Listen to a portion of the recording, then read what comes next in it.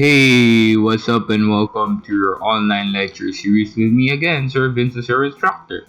So today we're going to talk about the purposes of investigative reports. So let's begin. First of all, the purpose is to collect uh, to collect relevant facts and prepare written reports na ipapakita natin to competent authorities, which are the courts. Okay, yun ang pinaka natin. Isa sa mga buhay, 'di ba, yung investigation. Siyempre may patrol din, meron din sa traffic, pero kasama rin sa buhay yung investigation lalo na sa law enforcement. Okay, kasi kailangan natin mahanap yung tinatawag natin na justice. Okay? So, yung factual information na na-collect natin would then supply yung appropriate actions na ibibigay din natin. So, kung ano lang inclusions, yun lang din yung gagawin nating actions for efficiency-wise. Para mas madali nyo maintindihan, kung ano lang kailangan ng kaso natin, kung gantong follow-up lang, gantong team lang, ito lang yung ihahain natin, di ba? Ito lang yung binigay sa atin, ito lang yung action na ibibigay natin for efficiency purposes. Okay? Isa yan sa mga purpose na investigative report natin. Ano pa ba ang mga purpose? Kung malalaman natin, ito rin yung mga nasa pre-work natin, di ba? Matatakal pa natin siya even further. Kasi, in creating criminal investigation report, yung report itself is yung write-up stage na. Okay? So, may kita pa natin dito yung mga field notes at tinatawag natin. Yung tickler. Doon, ang nakalagay dapat doon is for us to preserve knowledge and information about the case. Kasi first basis, di ba, incidental, nakita na natin. So, kailangan mo siyang i-jot down, i-write down to preserve kung ano yung nakita mo. Next, ganun din, you should provide accurate details para makita mo kung ano yung mga nandun. Kasi sooner or later, iaalis din siya, di ba? Gawin natin na obstruction or mga steps pa rin or procedures in investigation. Kailangan pa rin natin sundin yung mga procedures. So, pag kami nakita, basta sulat lang mahalaga. Ano pa ba? Ito rin yung nag-i-aid, diba, sa investigation and other agencies concerned. Yung ating mga investigation report. May kita rin dito for admin purposes and auditing kung ano yung mga incidents na na-handle ng section natin. Example is yung investigation section. Kung ano na yung na-handle nila. Okay? Next one is ito nga, yun nga din, is the reference for competent authorities investigation reports natin. Kasi kino-compile lang din naman nila yon. Then syempre, law enforcement, prosecution, meron pa rin yan. Kung hindi siya plead not guilty, mag-pursue. So, investigation will still prosper. And factual information pa rin ang kailangan natin makuha. Okay, relevant facts. Next one would be yung field note taking. Yung field note taking, wag na natin pahirapan. It's all about the journal. Diba? Journal entry notes, tickler, ballpen. Ito yung pre-work na isa sa mga sinasabi ko. Kasi, lagi siyang bit-bit sa operations.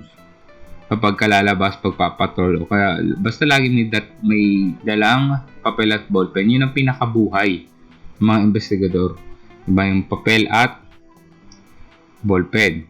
Ngayon, kasi doon mo ilalagay lahat ng mga incidental na makikita mo, interviews, whatsoever, time, lalo na yung time, importante yung oras. Diba? Time, date, yan. Diyan mo ilalagay yung first entries mo. Okay, so it may be taken ng complaint clerk or complainant, diba? Memo at the time of the receipt or complaint at headquarters. Sunod, ito na yung kadalasan, yung pag nasa beat, okay, nagpapatrol. Tapos may na-encounter siya, so jot down ka agad. Then, ganito rin siya, ginagamit din siya when assigned or assisting in an investigation. Kunwari is assistant investigator ka, sasama ka. So, yung isa kasi doon is for questioning, mga interviewing. So, body-body system naman talaga palagi. Yung isa for questioning, yung isa taga-jot down. Okay? So, pag ganon, taga-jot down, lahat ng relevant, isusulat mo. Kahit naman siguro hindi pa relevant, basta facts pa lang kasi lilinisin mo pa naman siya sooner or later di ba? Ipipeel off mo pa rin naman yung hindi kailangan. Okay, yun yung isa sa mga importanteng bagay ng field notes natin. Next. Principles of field notes. Ang principles ng field notes natin is for crime data. Ganun din siya ginagamit. So, pagka naka-encounter kayo, puro lang, short words, o kaya clear, concise words lang na naiintindihan. Short lang para at least madali siyang ita-transfer. Kung mabilis ka naman magsulat or may pagkagaling ka sa steno, sige, stenography, na pulis ka na, malupit ka. So, masusulat mo siya lahat. So, kasi important din dun yung accuracy ng kwento. Next, ito naman sinasabi nila, kailangan daw it's clear, neat. So, principles additional lang to sa inyo para alam ninyo. Yung field notes daw dapat clear notes and dapat wala daw siyang bura-bura, ganun. Pero para sa akin is okay, di ba? Kasi it's all about your thicker ballpen naman eh. Basta kailangan basado pa rin siya ninyo kasi lalo na kayong handle ng kaso. Okay, so syempre magkakamali, di ba? Prone naman tayo dyan at itinatama naman natin. So there, it's okay. Basta legible ang handwriting mo. Baka kasi mabilis ka magsulat, talaga, makulit, magulo, di ba? Kalkal chicken. So, mabilis nga. Di ba? Pero kahit ikaw hindi mo mabasa, wala din, nag-notes ka pa, di ba?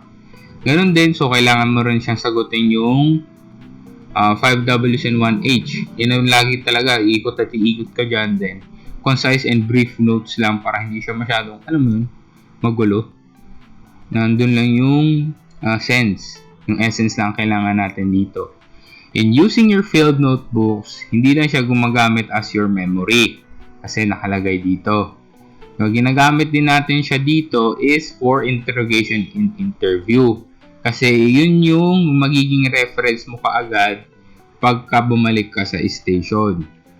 Okay? Yun yung handy-dandy notebook na sinasabi. Notebook and interrogation, ang gusto lang ituro sa atin dyan is what?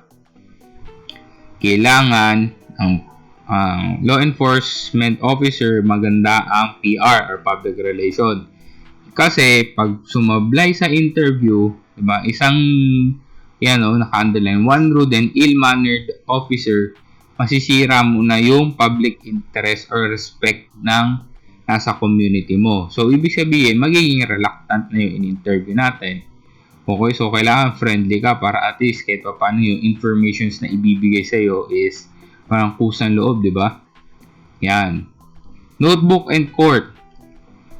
Yung notebook and court naman, ang gusto lang sabihin dito is yung notebook na maging responsible for successful outcome. Bakit? Kasi yung ating notebooks, journals, entries, field notes, yun nga yung ating pre-work. Ganun siya ka-importante yung pre-work natin. Next. Ano ba yung style na dapat gawin mo sa report mo? So, dito tayo paulit-ulit. Ang style na kailangan or manner na kailangan natin gawin ay clear and relevant facts lang natin ang ilalagay. Yun yung pinaka-style na gusto natin makita sa reports natin. Yung objectives. The clarity, accuracy, brevity, tapos emphasis sa mga facts na kailangan, relevant facts, yun yung style na kailangan natin. So, alam naman na natin paano natin masabi kung relevant or irrelevant. Okay? Ang criteria. Okay? So, ang criteria natin dyan is, sige, balikan muna natin. So, may criteria pa pala tayo para dagdag knowledge. Ang criteria, kasi style ang usapan natin dito. Ang criteria natin dito is dapat walang vague and unclear terms. Diba? Walang magulo. Diba? Dapat klaro, straight to the point. Pa-active tayo dito. Yung paligoy-ligoy pa. Pag gusto mo, sabihin mo. Sunod, ang report kailangan original. Diba? Ito importante, composition and grammar. Okay? Kailangan yung subject-verb agreement and objective ipasok. Okay? Sunod, abbreviation, kailangan is completely and correctly na nakalagay. Then, slang words, hindi siya pwedeng gamitin Mga slang natin, colloquial terms, hindi pwede. Yung salitang balbal, Tawag hindi pwede lagay sa report. Reports natin, lalo na sa write-up, dapat wala na siya masyadong erasures, di ba? Erasures, alterations, mga wrong spelling. Dapat iwasan natin yon. Kaya wag talaga. Wag mo subukan.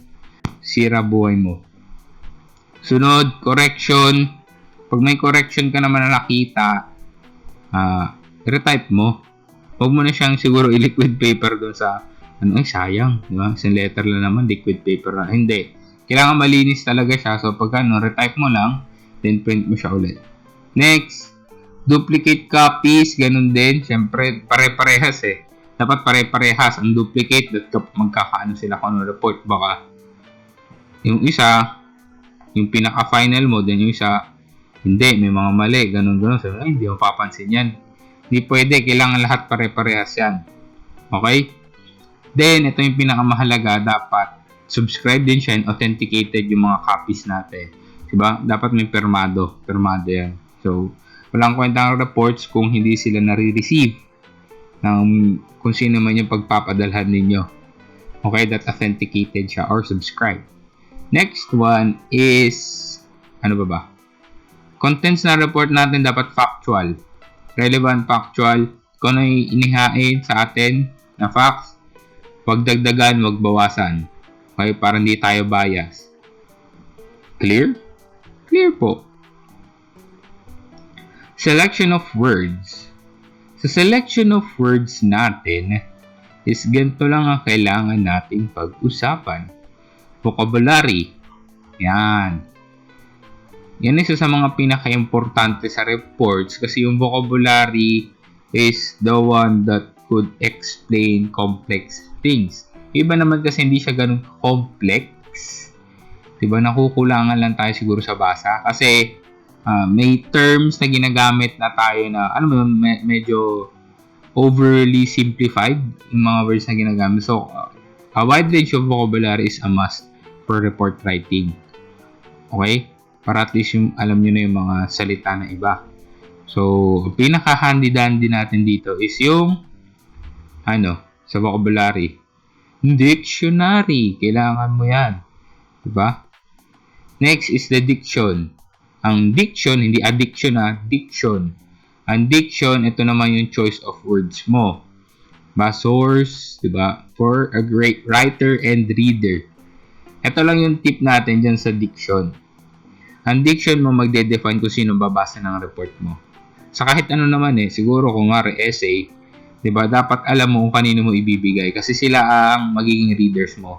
Know your readers para alam mo yung diction na gagamitin mo. As we are talking about technical report writing, we expect na ang babasa nun is mga law enforcer din. So, ibig sabihin, straight to the point lang, wala nang paligoy-ligoy, kung anong facts lang pwede. Kung gusto mo naman fictional at ang target audience mo bata, syempre, ang diction or style na gagawin mo is parang pambata, nakikipag-usap ka sa bata. Okay, so all will follow, yung words, appropriate, specific, concrete, and definite. This is all about kasi technical report writing na sa mga law enforcer or police reports. Kaya, ina-adjust natin siya kung sino yung audiences natin. Diba? Yun importante itong audiences, kung sino yung babasa. Kasi kailangan mo ma-fill yung gap Kailangan mo sila ma-reach out. Okay? Next one na to, paulit-ulit tayo dito, yung concise. Yung concise is killing yung mga words na magaganda. Kumari, naglagay ka ng mga dyan, mga legal terms, di ba? Hindi natin yung mga malulupit na Englishan mo na over vocabulary ka naman. Ginamitan mo ng mga synonyms lang naman. Pero, maangas pakinggan. Pero hindi naman na siya kailangan doon. Alisin mo na. Kailangan mo kasi simple lang. Okay? Be concise. Next, ganun din. Kasi ito yung pinakakadalasan lalo na pag criminology student ka. Pag natuto ka ng legal terms, sarap ilagay, no? Lalo na yung mga naalala ko nun. Yung natuto ko ng mga salitang wherefore, diba? Whereas, thereafter, yung mga ganyan. Yan yung mga na natin ginagamit. Nagiging masyadong matalino to, gumagamit ng ganito. Pero, kung ikaw yung audience, hindi. Diba? Parang, ano to? So, dapat bababa ka dun sa knowledge nila. Okay? Kailangan is may connection kayo. If you feel mo yung gap, yun yung pinaka-goal ng isang writer natin. Okay? Avoid technical terms, ganun din. So, understood naman to. Ganun. So, isipin mo lang, wag ka na masyadong overconfident kasi alam mo na yung batas, mga ganun, legal terms. Kalma-kalma lang. Okay? Next, ganun din, avoid bookish words kasi that's the most typical thing pagka nagkakaroon na tayo ng knowledge sa isang bagay. We do have a wide range naman na bookish words. Legal terms, mga ganyan. Mga theories, pag ganyan. Siyempre maangas kayo, medyo may yabang onte. May mga tropa tayo dyan, may mayabang onte. Gagamitin nila ngayon yan. So in reports, siguro wag overly simplified, wag din yung overly fancy. Doon na tayo sa simple words. Okay? Next, use the level of diction, appropriate to the situation. Or more importantly, appropriate to the audiences. Okay? Dapat nakalibel sa kanya. Proper grammar, ganun din yun. Ito yung pinaka-importante yung grammar. Subject, verb, objective natin. Kailangan swak. Yung pag-uusapan natin. Hindi naman pwedeng subject-verb agreement lang kasi tama ka subject-verb agreement mo pero yung objective natin on giving the report hindi pasok, hindi swak, wala din. So, ang importante dito, hindi lang yung subject-verb, kailangan yung objective din. Okay? Avoid, redundancy. Huwag kang paulit-ulit. Okay? Kasi pandagdag lang siya pampabloke. Alam mo yun? Katulad nun sa atin, di ba gagamit tayo na pinag-compose kayo 300 words. Ang gagawin nyo lang dyan is dadagdagan nyo pa. Imbis na, for example dito, repetition for emphasis is sometimes useful. Diba, gagawin mo pa is emphasis is likewise useful but papahabain mo pa para lang umabot sa 300 words. Pero yun lang din naman yung meaning nun. Okay, so let's avoid repetition then siguro unnecessary din yun diba? Yung pagdagdag natin, di siya nakakatulong Okay? Next, spelling, sentence, punctuation. Ito yung spelling lalo na pagka mga end reports na wala siyang excuse daw talaga. Diba? Kailangan na binasa mo na siya so yung mapapagpalit mo yung mga words, hindi pwede. Kailangan maayos siya kasi mini-memorandum yun may kita nila yan. Mababasa. Diba? May mga matatalino tayo dyan, lalo mga abogado, may kita nila yung mga spelling. Diba? Kailangan tama yung spelling. Sentences, ganun din. Alam na natin yan. Diba? In every sentence, kailangan naman pasok lang siya dun sa rule natin sa English. Punctuation is important. It is very important not only on reports but in academic writing. Diba? Kadalasan lang naman na ginagamit natin dito is yung period. Pag period, tapos na, kama, may kasunod pa, question mark, may parang patanong, exclamation point, ito yung pagulat, yung may expression, pero di natin masyadong ginagamit yung exclamation point. Exclamation mark. Ito pa ba yung mga natin? Punctuation mark. Apostrophe, yan, lalo na pag may ownership na may apostrophe. Kung apostrophe S ba or apostrophe lang, kailangan alam mo. Quotation mark for abbreviation. Diba? Pasok din. Colon pag may kasunod pa. Semicolon, ganun din. Diba? Kung may, ito na, okay na yung subject-verb agreement mo. Then semicolon, another idea. Doon siya ginagamit. Ellipsis, yung dot. Ginagamit naman siya pagka may so on and so forth na datingan. Hyphen is ginagamit sa magkaduktong na words. Okay? Kasi kung mag-e-end ka na sa paragraph mo, you would use hyphen. Pero de-type naman na tayo so nag-automatic na siya na sumasalansan. Pero dati, pagka hindi siya abot sa paragraph, hyphen, para may alam mo continuous word, then doon na sa baba yung kasunod. Okay? Yung iba, ginagamit nila for supplementary, itong nasa baba, is parentheses. Okay? Ginagamit siya sa field notes, pwede din. Ilalagay mo siya, may parentheses. pagka may gusto kong idagdag. Pero ako, I use comma pag may gusto kong idagdag. Okay? Ganun yung style of writing ko eh. Yung iba, for corrections, ang ginagamit nila is brackets. Okay? Pagka may gusto silang idagdag, kung kulang, binabrackets nila. Okay? Sa akin, pero pwede nyo siyang gamitin, yung brackets, di ba? For corrections, interpolations, omissions, quotations, di ba? Yan, brackets. Sa akin, ang ginagamit ko is yung ating mga quotation marks dito. So, it depends pa rin naman. Wala siyang kaso sa field notes. Okay? Basta, readable siya sa inyo kung ano yung sa palagi nyo makakatulong sa paggawa nyo ng report. Okay? Then, italics. Ang italics naman, lalo na kung mahilig ka magbasa ng libro, pagka nakakita ka ng italics sa kahit anong writing, di ba, italic, yun yung parang gustong ipatatak sa'yo ni author. Yung makakita ka ng italic, tandaan mo pag italic, importante yan. So, kailangan mo siyang tignan mabuti. Intindihin. Kasi, ang gusto natin dito is parang siya yung